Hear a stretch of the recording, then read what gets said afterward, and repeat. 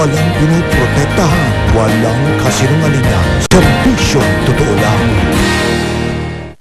Binatilyo, hinold up at binugbog sa harap ng kanyang girlfriend. Matulog ka ako dyan eh. Dalawang iba ayaw baawat, pinapulis. Wala akong kasalanan sa'yo. Pumilibili ko.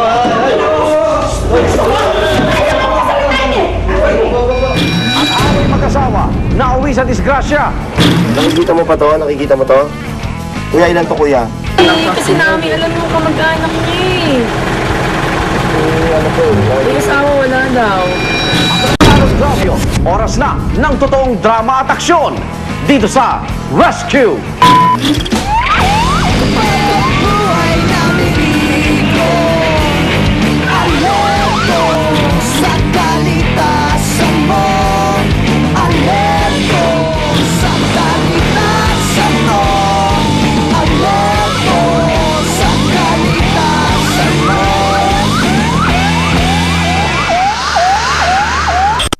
Dadalawin lang sana ng isang binatilyo ang kanyang girlfriend, pero sumalubong sa kanya 8 tambay na lalaki. Ang malas na biktima, bugbog sarado na. Tinakawan pa ng alahas at cellphone.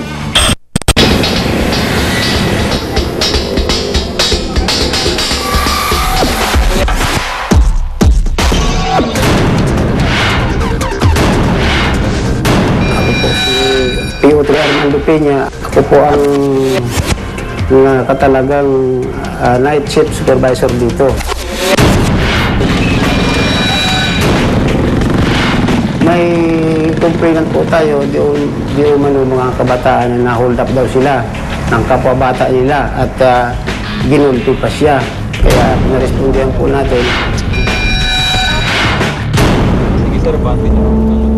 Pumunta po ako sa bahay ng girlfriend ko. Kung kailan na malapit na po kami sa kanto.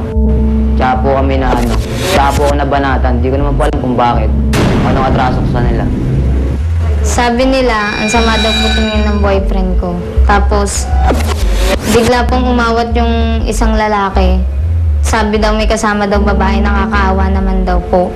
Tapos bigla siya rin po yung sumapak sa boyfriend ko.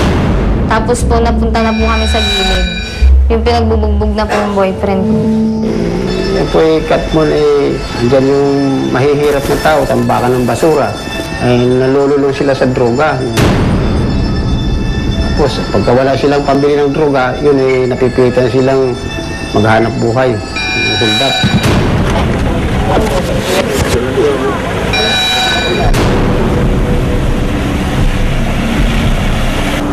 Namukhaan mo yung dalawa doon na tumakbo?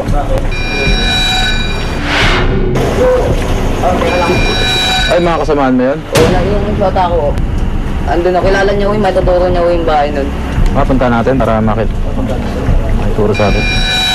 Pagdating namin, may tumakbo agad na mga ilang kabataan. May wala kaming inabutan.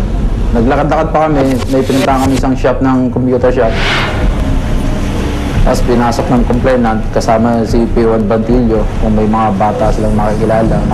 Nakita nga nila yung bata na minor din, mga edad siguro, nasa 12 o pababa o pataas. Ito talaga kasama to? Pre, kilala mo pre? Ayoko. Hindi raw ito kasama kanina eh. Kasama nga pre. Ayoko. Ninik. Bago na kaya kayo, Chip. O, nagbago na raw siya.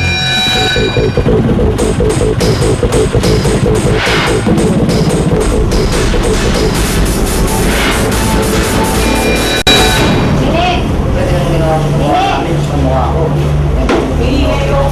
lumapit ka dito. Balik niyo yung cellphone at saka yung SIM gun na kinuha niyo. Di ba marami pa kayong kasama?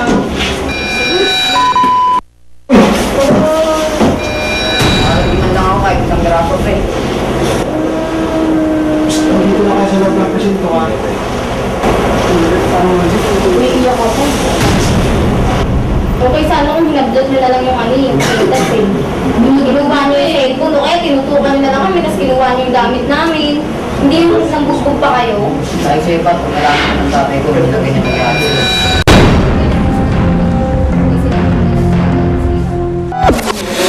Huwag mo nang gagawin yan ha. Sabi mo, magbabago ka na. Bakit hindi mo ginagawa yun? Wala akong kasalanan sa'yo! Pulilibre!